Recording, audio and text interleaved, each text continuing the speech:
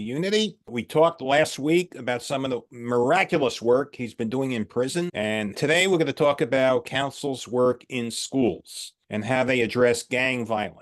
Bob, welcome. Thank you, Dave. We go way beyond gang violence. That's not the thrust of the program. The council's received most of its publicity because of our work with gangs, but that is just a minor part of what the program really focuses on. For years, education was driven by the need for promotion and graduation rates. As a result, children with problems were unable to get those issues dealt with in a traditional classroom. A teacher who was pressured to get those promotion and graduation rates up would be hindered if they devoted time in the classroom to the needs of children. That became a serious problem for a long time. Then, as a result, that gave birth to the new emphasis on social emotional learning. By the way, the problems that kids bring to classrooms today is pretty extreme. We're living in a very alienated, isolated society. COVID put a real dent in psychological well-being of children. Their obsession with their iPads and their smartphones has compromised their ability to use language effectively because they cannibalize the language when they text. We're looking at a host of issues that really have to be addressed. Council for Unity makes that happen. We established social emotional learning before educators even coined that phrase. When we started, we realized that if we couldn't meet the deepest needs of kids, our program would not be successful. We came up with a 4-point strategy. It's called the 4 pillars of Council for Unity: family, unity, self-esteem,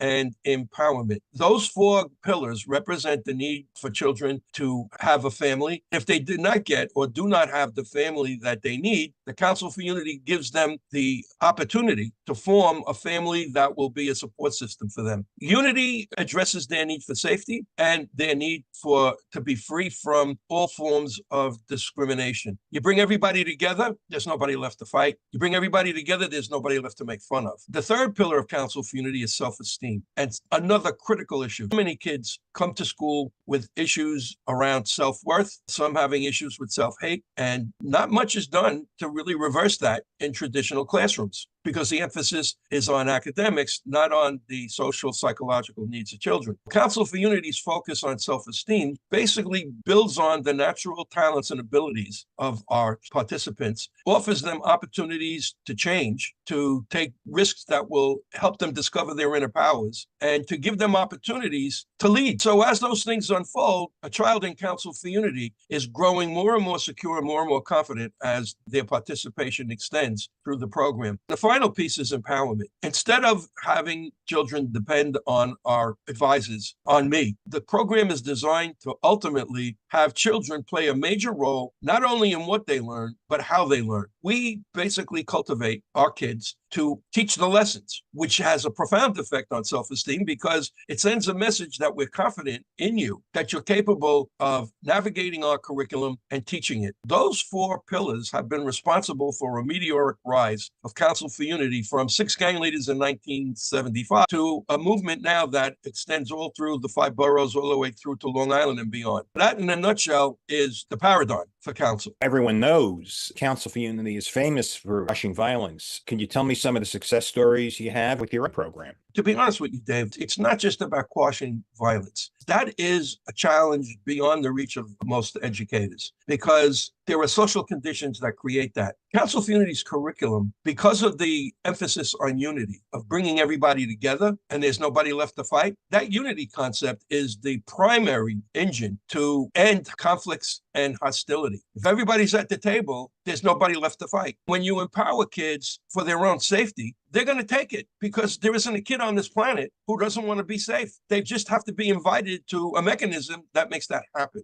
The second aspect of that, which can also lead to violence, is discrimination, racism, hatred of immigrants. The unity concept also mirrors a second precept, and that is, if you bring everybody together, there's nobody left to make fun of. I would say that those 2 precepts are the primary driver of Council for Unity's success. Anyone who's interested, on the Council for Unity website, there are videos showing our success in correctional facilities, which are miraculous, and videos showing our success in schools. The video, Young People Building Bridges, highlights the incredible transformation of young people who participate in this program. I can use my staff as some examples in transforming lives. I think you've interviewed Rick was involved in some underworld dark ventures when he was in school. I met him through a riot at Erasmus Hall High School with his partner. They got involved in Council for Unity, and here's the miracle. They gave up their illicit activities to join Council for Unity. When asked, what made you give up all that money to get involved in a program where you're working at times for $15 an hour? Their response was, the Council for Unity made us decide that we wanted to live. Having that street corner, which brings in tons of money, comes with a target on your back. Yes. And a death sentence. In opting for life, Rick now is doing extremely well. He's a site coordinator. All of his past and all the things he's been through have made him a credible messenger where he's saving lives. Kyle Harmon is another example. Kyle was a member of the Crips. He joined the Crips when one of his friends was killed in a drive-by by the Bloods. He encountered Council for Unity in Columbus High School, and seeing the impact that the program had on other gang-affiliated participants was an eye-opener for him. Rick became an extraordinary role model and an extraordinary credible messenger, changing lives. They've extended out to the world the benefits that they received, and they're lowering the nets and getting a lot of kids in conflict out of the pit. Those would be two primary examples of Council for Unity's success with former gang members who were leading lives in crisis. Do you have any other stories to add? There's thousands of stories in Council for Unity. I could be on this clip for another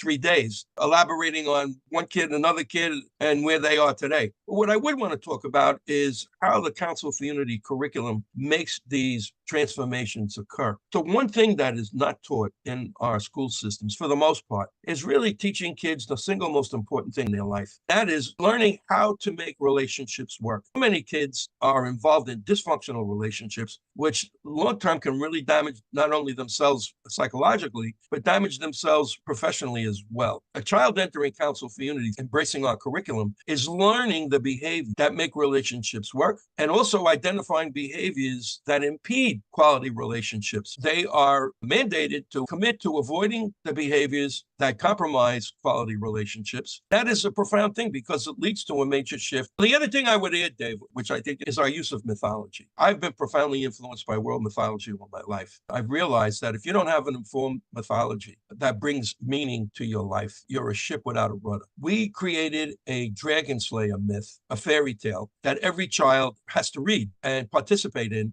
the course of the Council for Unity class. The dragon in the story is a metaphor for all the things that block people from their goals. It can be self-hate, it can be laziness, it could be lack of self-esteem, it could be poor judgment, it could be engaging in relationships that are toxic. For the most part, kids are not aware that they even have these dragons. The goal is for them to ultimately see the dragon not as some kind of a monster in a fairy tale, but as a living force that's inside of them. Their goal is to shine a light on those dragons, and with that, use the class, use the council circle to slay the dragon. It's had a profound impact on our kids because they now become aware that they have a very singular goal in their life.